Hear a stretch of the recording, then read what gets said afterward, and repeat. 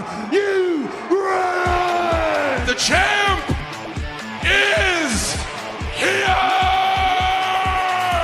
If you're some man, give me a hell yeah. What the Rock is cooking. To be the man, you have to be the man. Big Papa Pump, it's your hookup. Flawless. Holler, if you ever. Rest in peace. Raw is Jericho. Eh bien, bonjour à tous et à toutes et bienvenue dans ce nouvel épisode de Rob Break. Alors, vous le savez, maintenant, Rob Break est un podcast qui débarque sur les ondes toutes les 2 semaines. Et si vous n'avez pas écouté encore les 2 premiers épisodes, eh bien, je vous conseille d'aller faire un petit tour sur notre page YouTube, youtube.com/RobBreakCatch tout attaché, pour écouter les 2 précédents épisodes.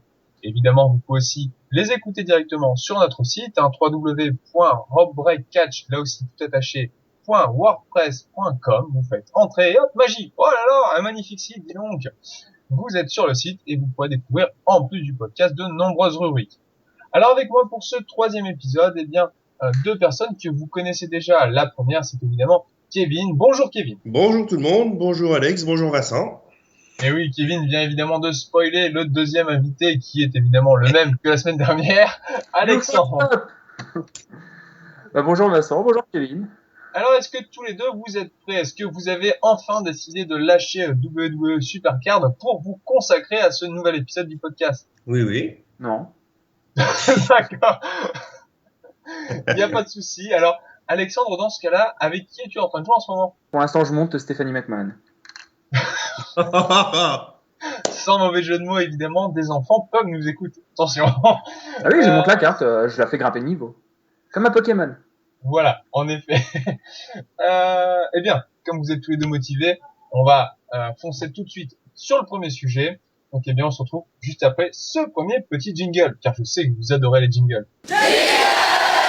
Coast boire un verre, mais la serveuse me pompe l'air. J'ai pas la réservation, je ressors, j'ai l'air d'un con. Ça m'énerve. Read my lips. You're fired. Eh bien, nous revoici dans Rob Break, dans le podcast. Premier sujet dédié à la Pro Wrestling Guerrilla. Alors, certains d'entre vous la connaissent, d'autres non. Si vous ne la connaissez pas, n'hésitez pas à y jeter un œil. La fédération tient environ un show par mois, quoique en ce moment, moi depuis l'an dernier, c'est un peu moins régulier. C'est un peu la fédération la plus tendance dans le milieu indépendant en ce moment aux États-Unis. Et donc, on va parler du pay-per-view Eleven. Alors, Eleven a donc eu place le 26 juillet dernier, ça remonte, dis donc. Avant de parler du pay-per-view, comme on le fait à chaque fois, on va quand même redonner la carte et les résultats. Donc, on commence le show avec un match entre Tommaso Ciampa et Rocky Romero. Tommaso gagne le combat. Ensuite, on enchaîne avec ACH qui bat Cedric Alexander. Ensuite, un match pour déterminer le prochain aspirant au titre par équipe. Donc là, on a les Best Friends qui sont donc formés par Chuck Taylor et Trent, alors anciennement Trent Barretta, qui affrontent donc dans ce match Michael Elgin et Johnny Gargano, victoire des Best Friends, donc qui seront les prochains aspirants au titre. On verra tout à l'heure évidemment qui sont les champions. On enchaîne avec un match en simple, le dernier match de Kevin Steen à la PWG. Donc Kevin Steen perd ce dernier match contre Trevor Lee. Grande surprise évidemment. À présent, Kevin Steen est en effet parti au Mexique rejoindre El Generico pour élever des petits orphelins. Et noble de On sa part. continue avec Kazarian qui bat Brian Kendrick, 2 anciens de la TNA et de la... Ah non, pas la WWE, quoique. Je sais pas si Kazarian n'a pas fait une apparition à WWE. Donc voilà, c'est le retour de Kazarian aussi à la PWG, il n'y était pas retourné depuis 2008.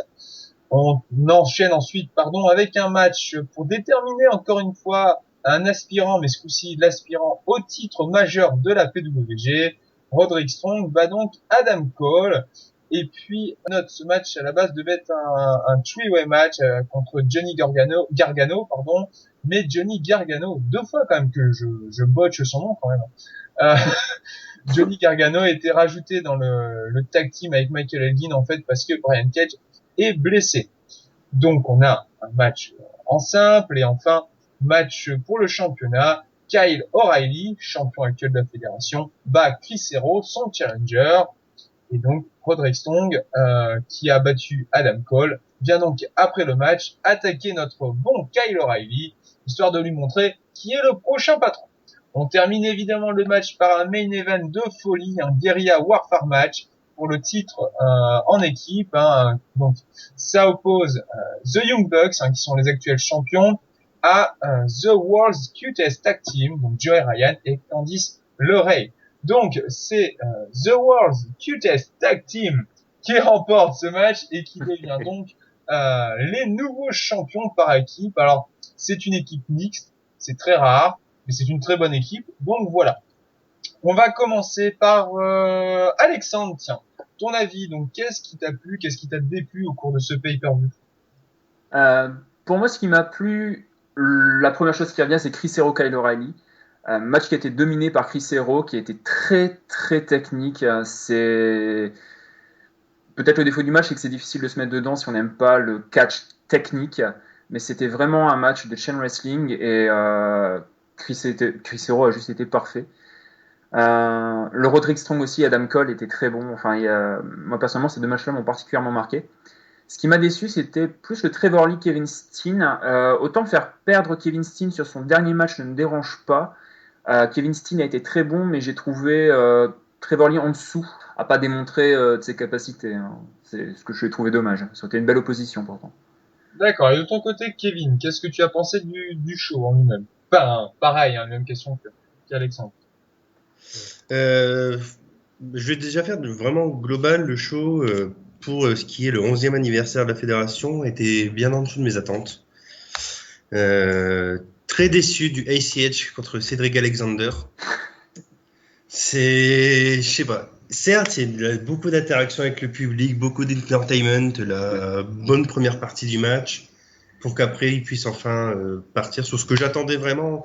Je regarde la PWG pour ne pas penser un peu à ce qui se passe dans les autres fédérations, en essayant de chercher des stories vraiment construites, parce que là on est vraiment dans les matchs purs. Il n'y a pas énormément de storyline. J'attendais du Spotfest concrètement avec de gros high flyers que j'ai pas eu et j'ai été très déçu là-dessus. Sinon, ce que j'ai beaucoup aimé, il y a eu le Kyle O'Reilly Chris Hero, même s'il aurait gagné à avoir 5 minutes de plus. C'est un match très bon, comme l'a dit Alexandre. Je vais pas redire ce qu'il a dit, du bon chain wrestling. Voilà, ça fait toujours du bien à voir. Et le main event, qui est complètement fou, qui part dans tous les sens. Et surtout le spot sur les petits nounours. Et voilà, plus ou moins. Un peu déçu aussi du Kazarian Brian Kendrick qui est bien, mais on met le même match à la TNA et voilà, on a un match mainstream et voilà. Il y a quand même eu un beau chant au début, Fuck TNA, qui était assez joli. Je me permets quand même, de mon côté, pour ce show, donc évidemment, grosse déception pour le match Kazarian Kendrick aussi. Je m'attendais vraiment à un match explosif des deux gars et finalement, c'était très très plat. Ce que j'ai envie de dire aussi, c'est que le ACH contre Alexander, non mais ça me sort par les trous de nez, j'en ai ras le cul. Enfin, c'est comme les Bucks en fait. J'ai beau aimer ces mecs, ça commence à me saouler en fait de regarder des shows pour voir simplement du spot. Donc voilà. En tout cas, ça c'est la grosse déception encore une fois que j'ai quand je regarde la PWG. C'est ce qui m'a fait lâcher aussi pendant une époque la PWG. Et puis sinon, quand même coup de cœur sur le Tommaso Ciampa, Rocky Romero. Bon match, j'ai trouvé quand même très bon match. Ciampa pour moi mérite énormément. Romero, plus je le vois, plus je l'adore, donc voilà. Sinon, eh bien évidemment, le Roderick Strong Adam Cole était très bon, très solide, et puis le Kyle O'Reilly Chris Hero, vraiment majestueux. Et pour moi, ça aurait dû être le main event, simplement. Et on va parler un petit peu justement de ce main event, un tag team. Je ne comprends pas l'intérêt de ces matchs. personnellement, je ne les comprends pas du tout. Il y a un moment où il faut se dire quand même, putain, c'est bon, faut se calmer, quoi. Mais moi, justement, à l'inverse, je sais que je regarde la PWG en partie pour me vider la tête. Je suis pas là pour voir du gros storytelling partout. Moi, c'est pour ça, en grosse partie, que je regarde la PWG. C'est, comme je dis, pour me vider la tête, voir des trucs que je vois pas ailleurs. Et puis voilà, surtout que c'est, comme tu disais au début, c'est aller une fois par mois, grand max. Donc, je suis plus dans cette optique. Non, c'est vrai que il y a peut-être pas au niveau du match en lui-même d'histoire, mais enfin, il y a un moment, il faut être logique quand même. Enfin là, on repart du match en équipe, mais il y a des moments où il faut être logique. Tu peux pas te permettre de faire un match en deux parties, c'est-à-dire une dans laquelle tu vas vendre le coup que tu viens de te prendre et l'autre dans laquelle tu vas pas le vendre alors qu'il est aussi violent que le premier. Voire Tu plus. vois, tu peux pas te faire exploser la gueule imaginons, tu peux pas te prendre un coin de ring et euh, le vendre un moment et 5 minutes après te prendre le même coin de ring et ne pas le vendre. Oui, c'est sûr. Il Et y a une c'est partie ce qui logique des m'énerve fois. justement dans ces matchs-là. Mais après, il faut quand même comprendre que là, pour ce main event, il y avait à fond, dans le sens où les Bucks avec Candice LeRae, ça fait un moment qu'ils se cherchent quand même. Hein. Oui, mais C'est des équipes. il y a C'est eu il y a eu des trucs, enfin moi par exemple, tu vois tout ce qui est avec les punaises qu'ils ont fait à la fin du match, je trouve ça je trouve ça absurde. Alors évidemment, je suppose et je suis même sûr que les punaises n'ont pas été foutues dans la bouche de Joey. J'espère, mais je trouve ça quand même stupide d'en arriver là. On n'est pas à la CZW non plus. Donc, Après, ils je voulaient peux peut-être pas marquer le coup. Ils voulaient peut-être marquer le coup, comme c'était un guerrier warfare, un gros match pour le 11e anniversaire, se dire, bon, on va faire un gros match hardcore. Je ouais, pense mais qu'ils sont partis là-dessus. enfin voilà, l'autre qui sort, qui change de chaussure pour mettre un truc à crampons clouté, je vois pas l'intérêt non plus. Non mais je veux bien que ça plaise à certaines personnes. Hein, je dis pas, voilà. Mais moi je trouve que ça n'a pas sa place dans le catch enfin voilà, pour moi c'est pas, non, pour moi c'est n'importe quoi. Et alors que c'est dommage parce que ces deux équipes sont quand même talentueuses. Alors après, c'est vrai que l'ultra violent, comme eux ils appellent ça, le hardcore poussé pour ceux qui connaissent pas, ça divise beaucoup de gens. Hein. Moi, je sais que ça me dérange pas. J'en suis pas. Je dirais pas que j'en suis adepte au point de vouloir regarder ça, même si j'ai eu ma période il y a quelques années. Mais ça me dérange pas du tout de regarder un match comme ça de temps en temps. Après, comme toi, par exemple, je sais je connais d'autres personnes qui trouvent ça totalement inutile, qui ne voient pas l'intérêt. Et ça divise beaucoup les fans, quand même. J'ai du mal. J'ai vraiment du mal avec ce qu'ils appellent aujourd'hui le hardcore et encore plus de mal avec l'ultra-violence. Le hardcore, moi, tu mets des tables, tu leur mets des spots de fou, ok, mais t'évites de faire des trucs vraiment dangereux. Je trouvais ça stupide, encore une fois, de mettre des punaises dans la bouche de Ryan, quoi. Je suis Ouais, désolé. encore, chez KLCZW, j'ai déjà vu des trucs et je me suis dit, mais c'est pas possible, quoi. Le mec qui a des cathéters dans la tête et qui se prend un coup de parpaing dessus. Oui, mais oui, justement, enfin, voilà, C'est stupide. bon, en tout cas, on va demander à Alexandre un avis général sur ce show. Et on va conclure après.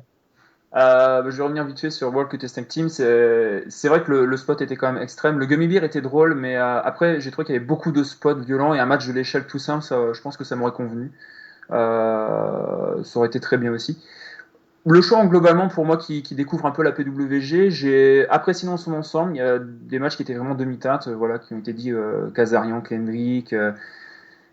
Moi, personnellement, j'ai apprécié ATH Cédric Alexander, mais j'ai apprécié Thomas Osiempa. Mais je me suis quand même amusé et ça vaut le coup de le regarder juste pour voir déjà un Roderick Strong, Adam Cole et un Kyle O'Reilly, Chris Hero qui est à se taper le cul à terre tellement c'est beau à voir, quoi. Allez, de ton côté, Kevin? Donc ouais, moi, ce que je disais, quand même un show en demi-teinte pour moi, qui suit régulièrement la PWG depuis 2 ans maintenant, à peu près. Euh, voilà, déjà, très rapidement, le premier match, c'est Ciampa Romero. Je suis pas fan ni de l'un ni de l'autre, même si je reconnais leur capacité à faire du bon catch. Comme je disais, Cédric Alexander ACH, ça fait déjà 2 matchs qui m'ont pas spécialement attiré. Le Kazarian Kendrick, ça fait 3. Je trouve déjà que ça fait beaucoup sur une carte de la PWG pour moi. Donc voilà, mais sinon, il y a eu des choses très plaisantes de mon côté, comme j'ai dit tout à l'heure. Et j'attends vraiment impatiemment le Battle of Los Angeles maintenant. Alors, Pareil. Oui, en effet, il y a le Battle of Los Angeles qui va bientôt sortir. Et bon, on reviendra donc sur la PWG lorsque le prochain show, évidemment, sera disponible. Et bien à présent, on va passer au sujet numéro 2, juste après ce jingle. Viens du 7-6, du funk et du vice. Représente le Havre avec mon complice. Je suis frais comme les fruits de mer. Tu sais c'est qui James Brown? Mon père. Read my lips. You're fired. Et ça y est, nous sommes de retour. Alors pour ce second sujet, eh bien, on va changer de fédération. On va pas parler de la PWG ni de la WWE. On va parler de la TNA. Et oui, hein, la TNA, ça existe encore. Alors, la TNA organise bientôt son WrestleMania, c'est-à-dire Bound for Glory, qui aura lieu au Japon. C'est un peu drôle quand même quand on sait que la fédération est un peu dans la merde financièrement parlant. Ils vont aller au Japon pour faire un pay-per-view et c'est l'occasion du coup pour nous de parler un peu de la situation actuelle de la fédération. Où en est la TNA aujourd'hui à quelques semaines, quelques jours, quelques heures donc du plus gros événement de la fédération. On va commencer avec Kevin, d'après toi, comment sens-tu la TNA en ce moment? Alors la TNA, moi, m'a donné un faux espoir. Je suis quand même un fervent supporter de la TNA depuis 2005, que je suis régulièrement, que ce soit dans les hauts ou les bas. Je suis capable de dire quand ça va, mais aussi quand ça va pas. Et là, c'est pas ça, quoi. Ils nous ont fait, ils nous ont en fait fait plusieurs sessions d'enregistrement Manhattan Center à New York. Donc les premiers épisodes étaient du feu de Dieu, un public de fous, ce qui changeait de l'Impact Zone à Orlando d'ailleurs, où on dirait qu'ils étaient devant un enterrement, les mecs. Et avec des matchs qui tenaient la route, des storylines qui tenaient la route. D'ailleurs avec le fameux Bully Ray contre Dixie, on va dire ça comme ça, quoi. Et plus ça avance, plus j'ai l'impression qu'ils repartent dans le sens où ça va pas. On a Bound for Glory dans 12 jours exactement, parce que c'est le 12 octobre. Et concrètement, ils nous font une carte à l'arrache, parce que Bound for Glory n'est pas la priorité cette année, alors que c'est censé être leur WrestleMania. Certes, c'est en partenariat avec la Wrestle One, donc qui est la fédération du Great Muta au Japon. Mais quand on voit qu'il y a des mecs comme Austin Harris, Bobby Roode, Bram, qui sont officiellement annoncés comme non présents, Alors, c'est... Austin Aries qui devrait peut-être quitter la TNA aussi. Ouais, enfin, dans un sens, ce serait pas étonnant parce qu'ils cherchent à faire des coupures budgétaires un peu partout. Là, j'ai une liste de noms qui apparemment ne seraient pas prévus. Il y a Jeff Hardy, bon, à la limite, on peut le trouver, l'excuse de ses problèmes qui l'empêchent de voyager hors des États-Unis. Mais on a quand même Mr. Anderson, Eric Young, Magnus, il y a même Kenny King, je vois Gunner, enfin, ça commence à faire énorme, quoi. Certes, c'est en partenariat avec la Wrestle One, donc tous les lutteurs ne peuvent pas apparaître, mais il y a d'autres choses à faire que de nous mettre à Team 3D contre Tommy Dreamer et Abyss, par exemple, qui sort de nulle part. Alors justement, Alexandre, qu'est-ce que tu en penses? Pareil, le Manhattan Center m'a vraiment redonné espoir. J'ai vraiment trouvé un esprit ECW, petite salle, public déchaîné, voilà, avec le retour de Rhino, le retour de Tommy Dreamer. Enfin, ça a vraiment été un retour un peu ECW. Là, depuis plus ou moins la fin de l'affrontement Dixie Carter, Bully Ray, ça rechute. Les rivalités sortent un peu de nulle part, il n'y a pas forcément de storyline intéressante. Et hormis une ou deux dans l'eau quand même, parce que le Gemstorm, le camp de Gemstorm, je trouve ça assez intéressant et intriguant, mais voilà, il n'y a pas de renouveau non plus au niveau des catcheurs. Ils ont fait revenir Loki, il y a Havok qui est arrivé, mais derrière ça, il y a beaucoup de catcheurs qui partent. Bully Ray, pareil, qui doit son contrat, et je ne sais pas l'état actuel, mais qui est censé partir aussi. Moi, il serait le juste niveau pour apparence. Ouais, voilà. Donc je sais pas ce qu'ils foutent en fait. J'ai du mal à analyser, savoir ce qu'ils foutent. Il y a pas grand chose de même avec le champion, le Brock Lesnar de la TNA, Bobby Lashley. Bobby Lashley, voilà, merci, j'avais un bug sur son nom. Où on en arrive à un point où Bobby Lashley n'a plus de rivaux, vu que Bobby Roode voilà, a perdu. On se dit déjà où va partir le titre et où va partir chacun des catcheurs. Enfin, Bobby Roode, c'est le même. J'avais entendu des rumeurs comme quoi il devait partir parce que c'est aussi l'un des gros, des gros catcheurs et donc l'une des coupes budgétaires les plus intéressantes à faire comme Austin Harris. Et le futur est étrange pour la TNA. Je sais pas ce qu'ils font. Alors, justement, on parle de départ. La majorité des personnages qui ont créé la TNA, qui ont fait la TNA, sont quasiment tous partis. Il reste, je pense, Samoa James Joe. Storm. Qui ça? Ouais. James Storm, qui est là Oui. depuis le premier show. Eric Oui. Young est là depuis longtemps aussi, d'ailleurs. Oui, Il a pas Eric fait. Young, Samoa Joe, Storm. Ça fait quoi? Il y en a quoi? Il y en a 5 à Bruce. tout casser. Ouais, voilà.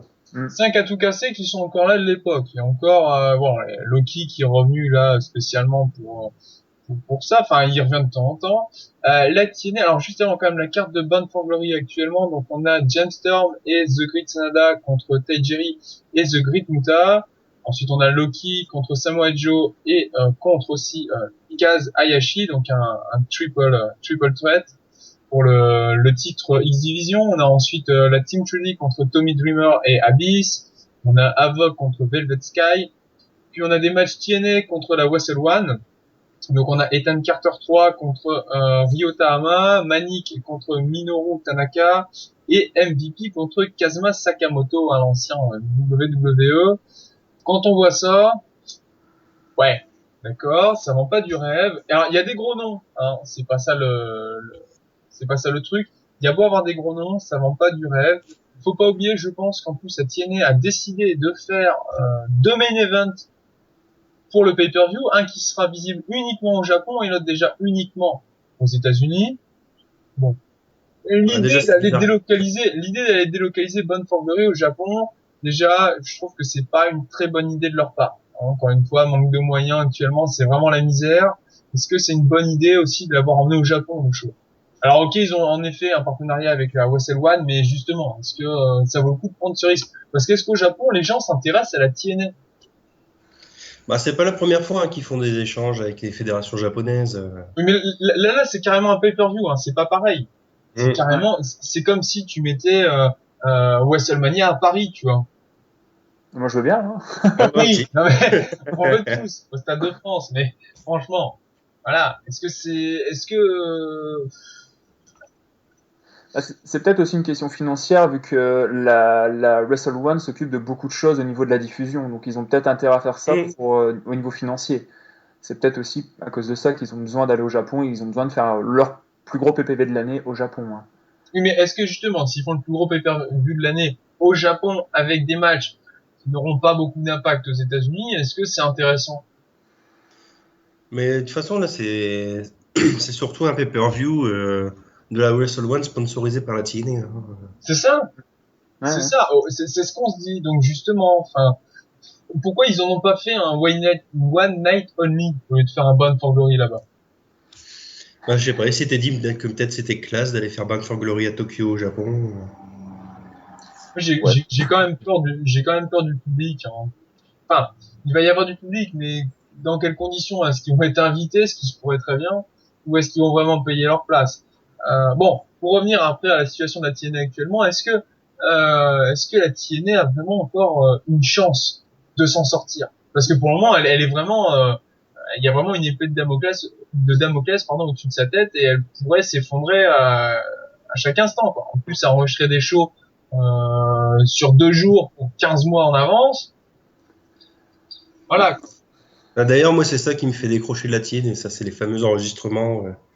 Moi, avoir les spoilers qui traînent sur Internet pour les 2 mois qui arrivent, ça me gave. Donc, Ouais. Moi, j'essaye d'éviter, mais il y a forcément un moment où tu tombes dessus. Quoi. Y a pas plus tard que tout à l'heure, voilà, j'ai eu des spoils. Et, Et en fait, là, le truc, c'est que justement, c'est ce que tu disais, il y a un côté ECW, oui, parce qu'ils ont surfé sur la ECW pour le début des enregistrements Manhattan Center. Ouais, ouais. Sauf que, bah, comme toute fédération qui essaie de surfer sur l'ère ECW, ça va quelque chose parce que les gens sont contents de revoir quelque chose dans le même genre, sauf qu'après, ça s'essouffle. Parce que la ECW, même si, moi aussi, c'est quelque chose que j'aime beaucoup, même si il faudrait que je me remette encore plus dans l'histoire de cette fédération, qui est passée. Ouais, ouais. Enfin voilà, c'est ça C'est qui même va passer. récemment, ils surfaient aussi sur la vague des TLC avec les légendaires Edge, Christian, enfin les Dudley Boys et les Hardys. Là, ils ont fait les mêmes avec les Wolves à la place de Edge et Christian. Et moi personnellement, j'ai pas du tout apprécié. Je suis vraiment devenu fan de catch avec ces TLC. Ça a été parmi les premiers matchs que j'ai vus. Et, euh, et on nous resserre, enfin, les mêmes spots, les mêmes choses que les Dudleys faisaient il y a 10 ans, 15 ans, et c'est passé. On voit pas des catcheurs comme Crazy Steve ou comme justement cette famille de cirque prendre de l'ampleur. On voit Magnus et dont je ne me souviens plus du nom, j'ai pas les noms en tête ce soir. Bram, Bram, voilà, avoir une rivalité contre Abyss et ça changeait d'avoir un mec plus fou qu'Abyss qui va sur le terrain d'Abyss, mais je pense qu'un peu comme la WWE a du mal à créer des nouvelles stars, la TNA a vraiment du mal à imposer des nouvelles stars. Les Wolves ont très bien été placés dedans, mais sur ouais, c'est très pas du fun. un Mais Austin Harris, un Bobby Roode, ça vend du rêve. Et parmi les nouveaux, en tout cas, de la TNA, j'ai pas de catcheur qui vraiment. ils ont réussi à faire sortir EC3 quand même. EC3, EC3 qui est quand même l'ancien Derek Batman de NXT. mais EC3 était. Il est juste. Pour moi, c'est. Voilà, il a réussi à se faire un personnage, il est bon, quoi. Il faut juste encore qu'il étoffe son in-ring, mais il est bon. Ouais, ouais.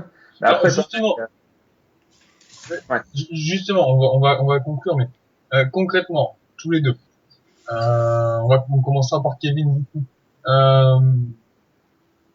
Est-ce que tu penses vraiment que la TNA a encore, ce que je disais tout à l'heure, est-ce qu'elle a encore un espoir? Est-ce qu'elle peut encore un jour trouver ce qui lui manque et donc reprendre son importance et offrir au public de vrais matchs, de vraies storylines et vraiment rendre un produit, rendre à nouveau la TNA intéressante au point qu'on n'ait plus envie de la décrocher, de décrocher, de décrocher de la TNA en fait, au point qu'on n'ait plus envie de décrocher de la TNA, tout simplement. C'est les mois qui arrivent là, ça risque d'être compliqué, surtout que ils vont être lâchés par Spike, Spike TV. Ils vont apparemment trouver un nouveau diffuseur, mais je sais plus lequel. Euh, moi, je vois ça comme ça. Pour la TNA, il faut un Ted Turner de l'époque, quelqu'un qui arrive, qui investisse du pognon, mais point, qui fasse juste ça. Et après, qu'ils arrivent à choper des mecs, parce que ils ont de quoi. S'ils nous ont déjà montré qu'ils pouvaient faire de feuds, des storylines intéressantes. Hein. Je pense vraiment que là, pour le coup, c'est vraiment une question d'argent. Ah, Et Vince, il va arriver à faire un chèque, c'est bon. donc voilà. Mais moi, j'ai toujours un espoir à la TNA parce que c'est une fédération comme je disais, ça fait presque 10 ans que je la soutiens. J'espère qu'ils vont réussir à remonter la pente dans laquelle ils sont, même si ça va paraître compliqué pour l'instant. Alors on va donner le dernier mot à Alexandre sur ce sujet. Ouais, un peu comme Kevin, c'est difficile de les voir remonter la pente, surtout que c'est une question financière, c'est pas forcément une question de talent. Je pense quand même qu'il y a un travail à faire au niveau des storylines et voilà, faire partir certains grands noms, ça risque de porter préjudice parce que derrière ça, il n'y a pas forcément d'autres catcheurs très importants qui arrivent. Moi, ce que je vois là, actuellement, c'est que la TNA, c'est vraiment un rival de NXT et voir des mecs comme Kevin Steen ou peut-être Adam Cole, d'ailleurs, il y a des rumeurs comme quoi Adam Cole serait peut-être signé par la suite à la WWE.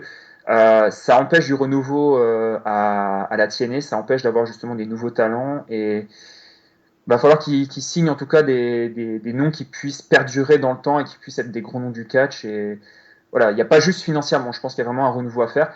Et il y a la fédération de Jeff Jarrett qui arrive derrière aussi, la nouvelle fédération de catch. Et je pense que ça va être un rival pour la TNA à son démarrage et ça va être compliqué. Est-ce que NXT, c'est pas la nouvelle TNA, tout simplement? Moi, je dirais pas jusque là non plus.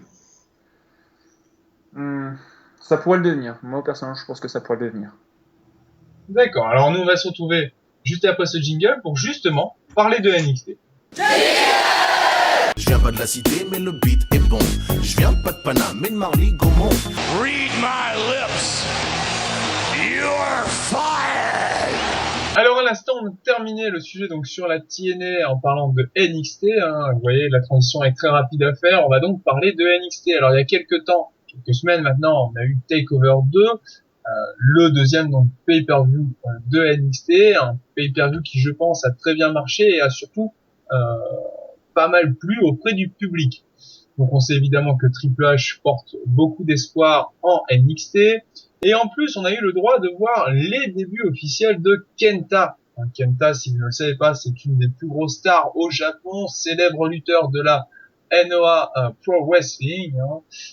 Kenta débarque à NXT. C'est vraiment un truc de fou, parce que Kenta a quand même été signé d'une manière tout à fait nouvelle. C'est, je pense, la première fois qu'on voit un lutteur japonais être signé et médiatisé de cette manière. C'est Hulk Hogan qui allait carrément lui donner le contrat là-bas au Japon. On a eu vraiment une promo sur Kenta à NXT, et puis il est arrivé. Ils ont gardé le nom Kenta jusqu'à son arrivée, en fait, simplement pour faire un coup de pub. C'est normal, je les comprends, et ils ont décidé de le changer. Donc à présent, il s'appelle Hideo Itami. Qui dit donc Kenta. On ne pourra donc plus crier Kenta quand il fera plein de kicks sur son adversaire dans le coin. Donc, on l'appellera Hideo Itami. Alors Hideo, a priori, serait un hommage de Kenta à l'une de ses stars préférées, qui s'appelle Hideo Nomo, un ancien joueur de baseball au Japon et grande légende là-bas. Donc Kenta étant grand amateur de baseball et ancien joueur de baseball d'ailleurs, il a décidé de s'appeler Hideo Itami. Alors Hideo Itami, il a mis pas longtemps arrivé dans les rings de NXT, on l'a vu battre Justin Gabriel. Donc Kenta évidemment se retrouve piégé, parce que niveau des finishes il peut plus faire grand chose. Merci CM Punk. D'accord. Merci Brian aussi. Voilà aussi Daniel Bryan. Merci tout le monde d'avoir piqué les prises de Kenta. Donc il se retrouve avec un double stomp, si je me trompe pas, en guise de finish. Donc la question qu'on va se poser, c'est est-ce que Kenta pourrait être le nouveau Sin Cara et le nouveau Drew McIntyre? Je m'explique quand même, attention. Drew McIntyre parce qu'il serait l'élu, c'est-à-dire la manière dont il est arrivé, la promotion qu'il y a eu autour.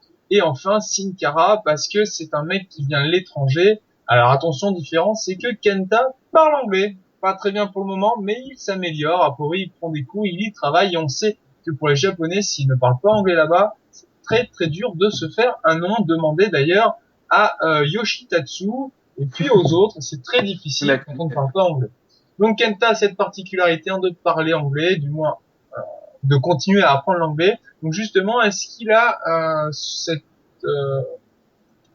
aurait cet avenir de future grande star, du moins middle card à la WWE? Je suis sceptique parce que pour beaucoup de raisons, c'est que Kenta est japonais.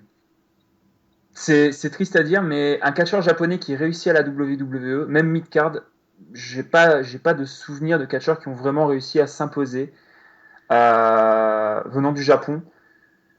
Il a été accueilli quand même par Hulk Hogan, par Jimmy Hart. Il devait être accueilli à NXT par Ric Flair. Donc ils mettent énormément d'espoir en lui, ils mettent énormément de choses en lui. Il a quand même un moveset qui est proche de CM Punk, ou CM Punk a un moveset proche du sien. Donc parce que CM Punk a copié Kenta, bref. Voilà, c'est dans ce sens-là.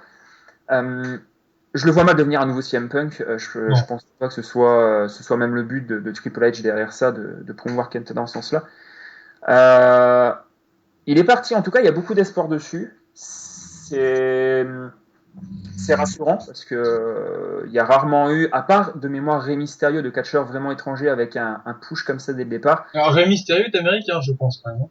Ouais, mais on sait plus ou moins qui se bat pour les Mexicains. Voilà. Oui. Alberto Del Rio qui a un accent mexicain alors qu'il parle américain comme un américain, qui parle pas avec un accent normalement. Oui. Mais enfin, qui sait jouer de son accent en tout cas. Il y a du push, à voir jusqu'où ils veulent le pusher. Il a sa place à NXT. Je le vois très bien champion du monde. De toute façon, quand il est arrivé, il l'a dit. Je serai champion du monde. Je le vois très bien champion du monde de NXT.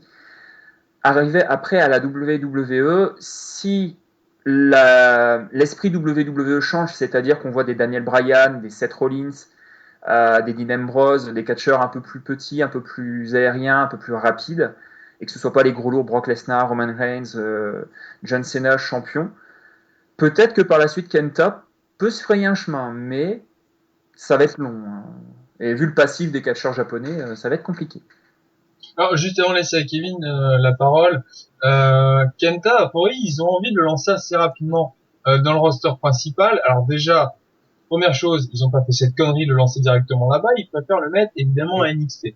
Pour revenir à ce que tu as dit, Alexandre, aussi avancé la parole à Kevin, je suis tout à fait d'accord avec toi que Kenta a les épaules pour tenir le titre de champion de NXT. Et après, on en parlera un peu plus tard, mais et je crois qu'on en a déjà parlé même dans les précédents podcasts. Mais au final, est-ce que de toute façon, c'est pas mieux pour ces gars de rester à NXT que d'aller dans le roster principal, étant donné, en effet, encore une fois, que le roster est bloqué, il est bouché et que il est très difficile même pour tous les mid-carders en général, justement, de s'imposer là-bas. Donc, est-ce qu'au final, NXT, c'est pas vraiment là où est-ce que tout le monde devrait rester et donc, au final, que plus personne ne part à Raw ou à SmackDown, tout le monde reste à NXT. On en parlera après. Mais justement, donc oui, Kenta, il a à NXT de grandes possibilités. Mais encore une fois, moi j'insiste sur le fait qu'il parle anglais. Je ne sais pas si les autres, je ne me rappelle pas. Funaki, number one SmackDown announcer. Voilà. Funaki, c'est écrit en anglais. Funaki, mais est-ce que on avait eu des lutteurs qui cherchaient vraiment à faire des dialogues en anglais, des lutteurs japonais. Donc moi je mets quand même ce point-là en avant, cette particularité qu'a Kenta, c'est de parler anglais. Voilà. Kevin, à ton tour. Bah moi, Kenta, c'est vrai que je connais plus par la réputation de la personne que par les matchs que j'ai pu voir. J'en ai vu quelques-uns, mais pas énormes. C'est l'impression qu'il me donne, c'est que c'est un mec qui s'est fait du charisme par rapport à son ring. Là, ça va être oui, il a l'envie de l'apprendre l'anglais, et c'est vrai, ça a un très gros plus pour lui. Surtout aussi qu'on lui donne la chance de pouvoir le faire pour qu'il s'exprime derrière. Une entrée en grande pompe accueillie par Hulk Hogan, Jimmy Hart, comme disait Alex. C'est pas anodin non plus, je pense, c'est qu'il y a un réel espoir derrière.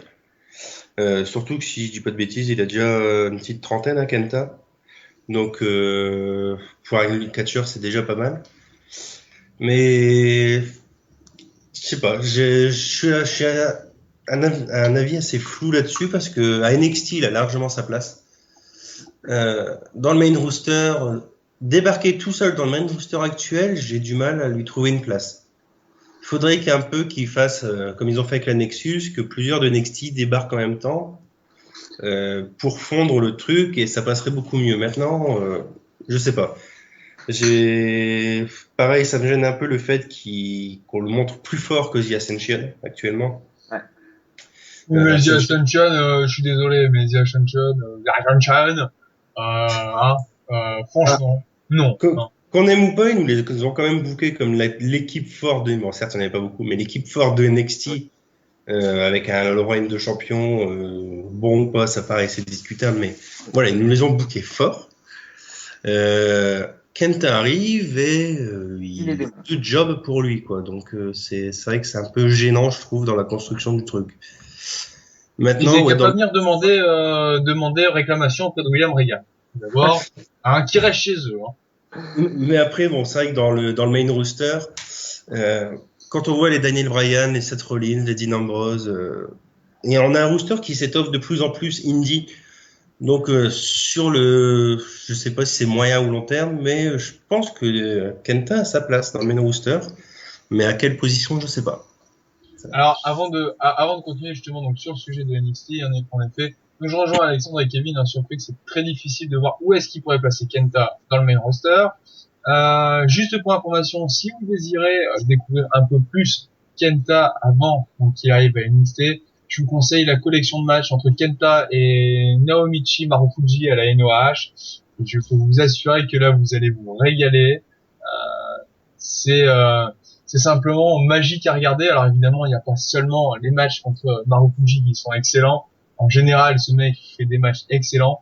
Mais leurs affrontements à ces deux hommes est toujours mémorable. C'est de l'équivalent à Kenta Kobashi contre Misawa. C'est des classiques à regarder, à re-regarder sans s'ennuyer. Franchement, on peut passer 1 heure devant le match, c'est toujours waouh, c'est trop beau. Voilà.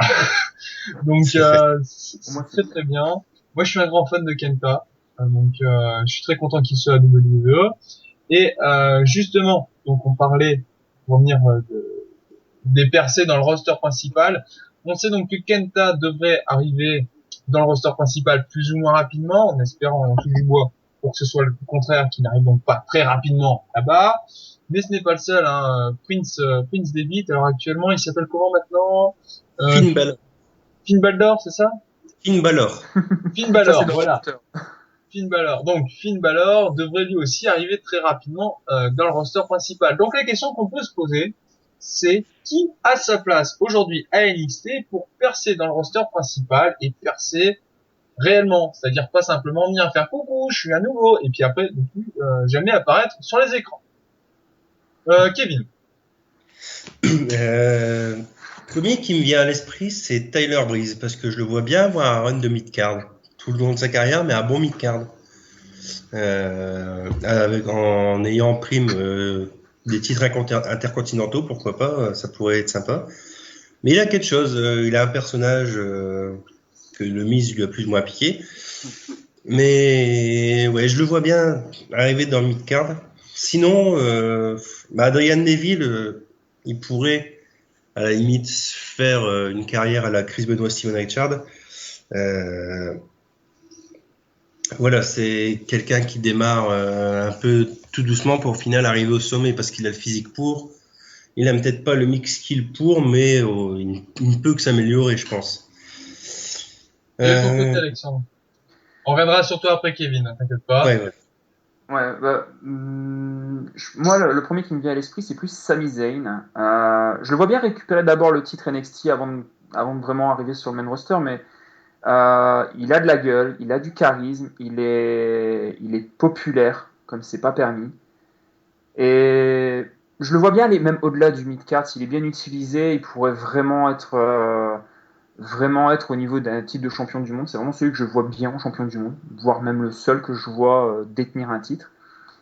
Ensuite, je vais partir sur les catcheurs masculins. Voilà, il y a Tyler Breeze aussi, mais dans les catcheuses féminines, je pense surtout à Charlotte, que j'aimerais beaucoup voir débarquer. Ascension aussi dans les équipes, pour faire féminin, solo et équipe. Mais Charlotte a vraiment énormément de talent dans le ring. Ce serait vraiment un nouveau souffle pour la division féminine qui peut repartir, à mon avis, grâce à elle.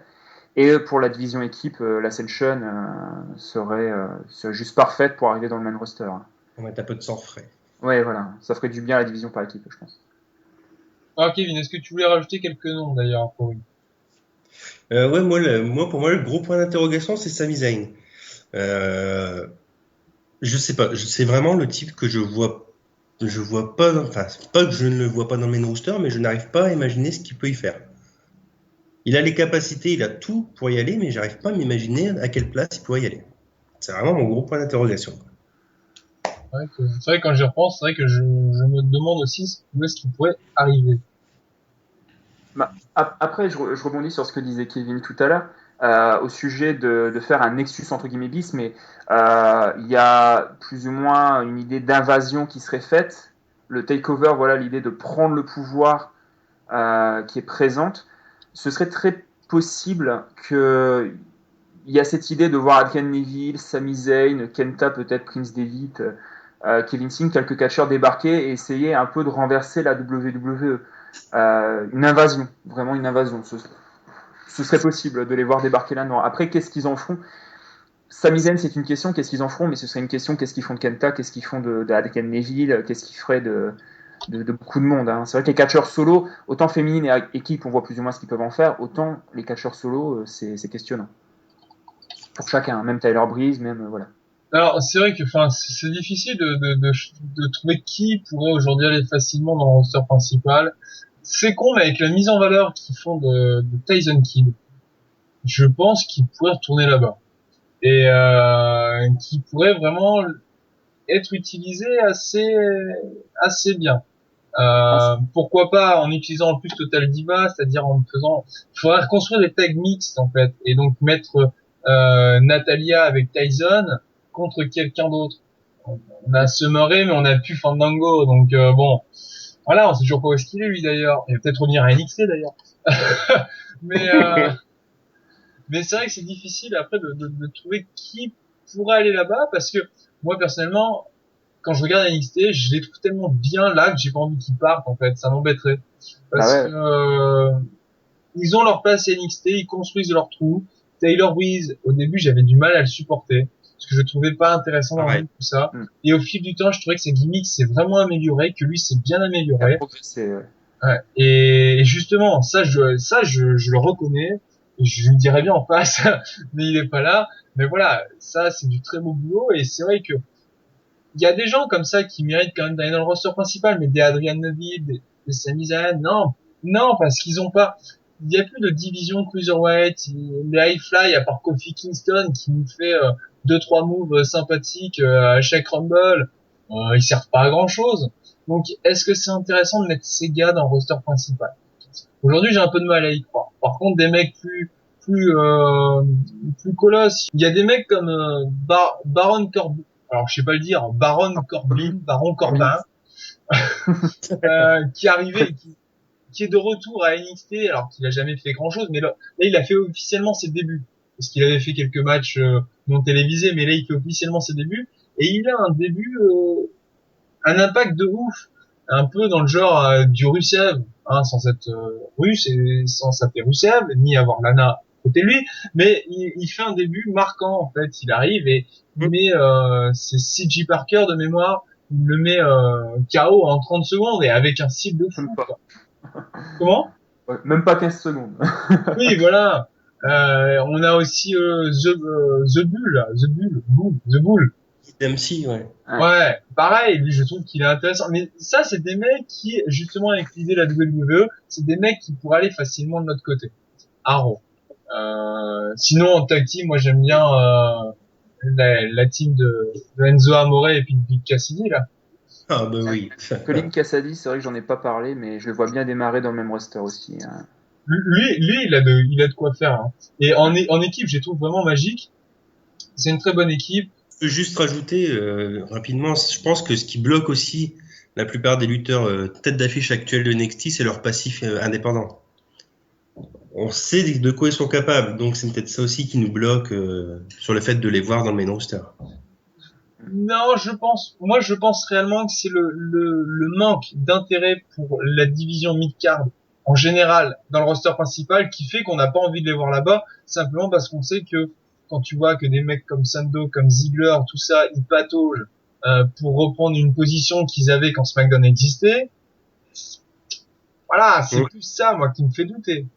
Tout simplement. Après, vu qu'il n'y a plus de titre, il n'y a plus qu'un seul titre de champion du monde, peut-être qu'un titre pro moyen va être ajouté. Hein. Il pourrait très bien revenir sur une ancienne ceinture, la remettre en forme, et puis voilà. Hein. Ça peut être intéressant aussi. C'est vrai que ce serait pas mal. Moi, je le dis. Si SmackDown existera encore réellement, tous les mecs de NXT, je les envoie là-bas. Parce que SmackDown, pour moi, ça a toujours été le bout du main roster qui est plus indépendant. C'est-à-dire qui est plus, justement, c'est la deuxième étape. T'as NXT, SmackDown, Raw, tu vois. Mais tu mélanges pas. Tu mélanges pas. Parce que c'est pas utilisé de la même manière. Donc moi, voilà, il y a plus de SmackDown, donc pour moi, ils restent à NXT, ils vont pas ailleurs, sinon ils vont tous se casser la gueule. Bon. Eh bien, c'est la fin, on va terminer là-dessus. C'est donc la fin, mesdames et messieurs, de ce nouvel épisode de Rob Break. On se retrouve donc dans 2 semaines, encore une fois, pour un nouvel épisode, toujours riche en débats catchesques. N'hésitez pas, hein, évidemment, comme d'habitude, à réagir au podcast, à la fois sur Facebook. Donc notre Facebook, c'est facebook.com/RobBreakCatch, tout attaché. Vous pouvez aussi réagir directement sur notre page YouTube, hein, youtube.com/RobBreakCatch, tout attaché là aussi. N'hésitez pas à aller faire un tour sur notre site, hein, www.robbreakcatch, tout attaché, encore une fois, dis donc, .wordpress.com, et là, vous y retrouvez plein de rubriques, hein. Par exemple, il y aura Tristan Archer et ses coups de cœur, il y aura le carnet de bord de Peter Fisher, il y aura des gens, des fans, il y aura des fans qui vont donner aussi leur avis sur les pay-per-views, sur les shows sur lesquels ils sont allés. Vous trouverez évidemment le podcast directement sur le site. Le podcast est aussi à présent téléchargeable sur Mediafire. Pour ça, il vous suffira de cliquer sur le lien directement dans la description YouTube de l'épisode que vous écoutez. Avant de se quitter, évidemment, on va quand même faire le petit agenda, hein. Alors, l'agenda catch pour ce mois d'octobre. Donc, nous avons le 11 octobre 2014, la TPW, la Tigers Pro Wrestling, qui fera un show donc à Alzon en présence de Jonathan Gresham. N'hésitez pas à aller voir cet homme, à aller voir ce show si vous êtes là-bas. Ensuite, au Canada, le 11 octobre, toujours, la NSPW organise son show pour son 6e anniversaire. Ça se passera donc à Québec. Le 18 octobre 2014, à Série-Fontaine, dans l'Oise, le 60, il y aura un show organisé par Belisarios. Toujours le 19 ou 31 octobre, je n'ai toujours pas la date, la ACE organise son show Hell's Fight, donc à Courcouronne, dans le 91. Belisarios revient le 25 octobre 2014, toujours dans l'Oise, à Saint-Just-en-Chaussée. Et la NCW, à Montréal, au Canada, organise le 25 octobre NCW Femme Fatale 16, donc un show féminin exclusivement. Donc, c'est évidemment la fin du podcast. Vous pouvez aussi nous envoyer des mails à l'adresse suivante, robbreakcatch. Oh, dis donc, c'est robbreakcatch partout ici. robbreakcatch@gmail.com. Encore une fois, merci à Kevin et merci à Alexandre d'avoir pris part à cet épisode. Ouais. Donc, on se retrouve très bientôt. Encore une fois, merci à vous tous et à vous toutes pour votre fidélité. On se retrouve donc dans 2 semaines. Et puis, d'ici là, vive le catch! Salut! Salut, bonne nuit, bonne soirée. I am the best there is, the best there was, and the best there ever will be. What? Yes! Yes! Woo! Yes! Woo! What? Yes! Woo! Woo! Woo! Woo! What? Woo! What? What's up with that? For the benefit of those with flash photography, would you please shut the hell up?